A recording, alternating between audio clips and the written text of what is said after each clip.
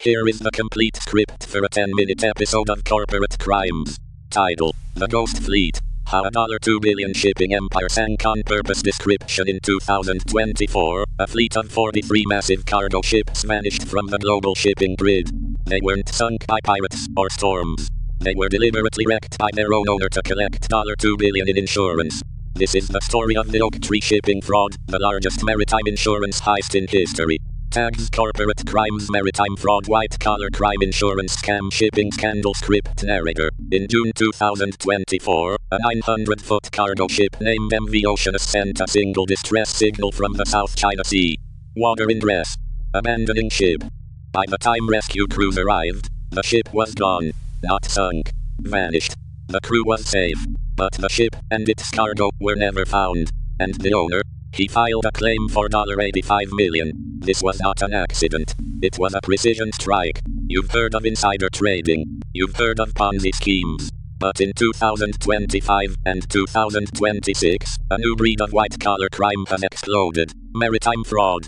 The global shipping industry moves 90% of the world's goods. It is worth trillions, and it operates on trust. In the last 18 months, an estimated $2.3 billion in insurance claims have been flagged as suspicious by Lloyd's of London and the International Maritime Bureau. The mastermind behind the largest chunk, a 62-year-old Norwegian-American named Erik M. Sahlberg.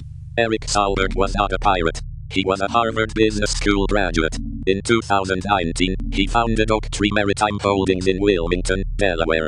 His pitch was simple: the shipping industry was old, inefficient, and full of debt. He would buy aging ships for pennies on the dollar, run them on thin margins, and sell them for scrap. By 2023, Oaktree controlled 43 vessels. Most were end-of-life bulk carriers, built in the 1990s, rusting, and barely seaworthy. But here's the financial trick: Sahlberg didn't just buy the ships.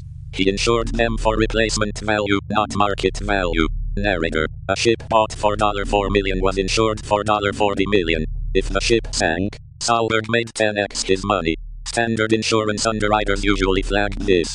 But Sahlberg used a web of shell companies in the Marshall Islands, Panama, and Cyprus. Each ship was owned by a separate LLC. No one could see the big picture.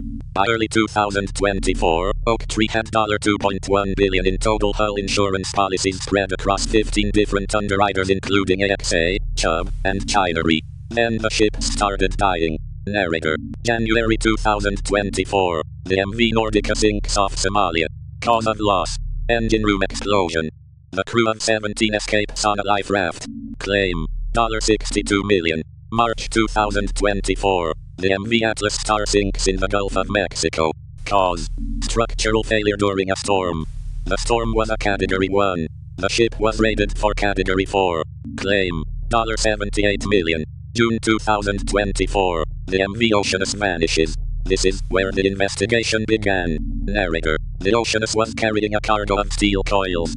Heavy cargo. When she sank, the official report said she took on water through a corroded hull plate. But a whistleblower, a former Oaktree port engineer named Daniel Reyes, sent a file to the FBI. It contained WhatsApp messages. Narrator: we need to open the seacocks at 0200.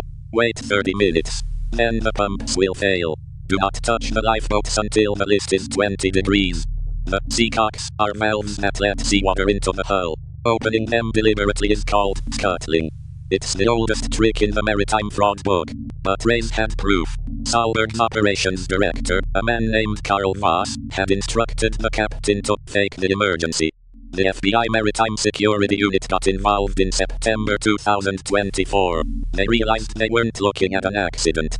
They were looking at a criminal enterprise. The key evidence: the crew manifests. Narrator: on every single Oaktree ship that sank, the crew was replaced 72 hours before the voyage. The new crews were all from the same agency in Romania. They were paid $5,000 each for a short trip. They were told to expect a drill. The real crews were fired. This wasn't negligence. It was a performance. Narrator: the FBI also tracked the insurance payouts. Of the $1.4 billion paid out by the time of the arrest in March 2025, $950 million was wired to a trust in the Cayman Islands.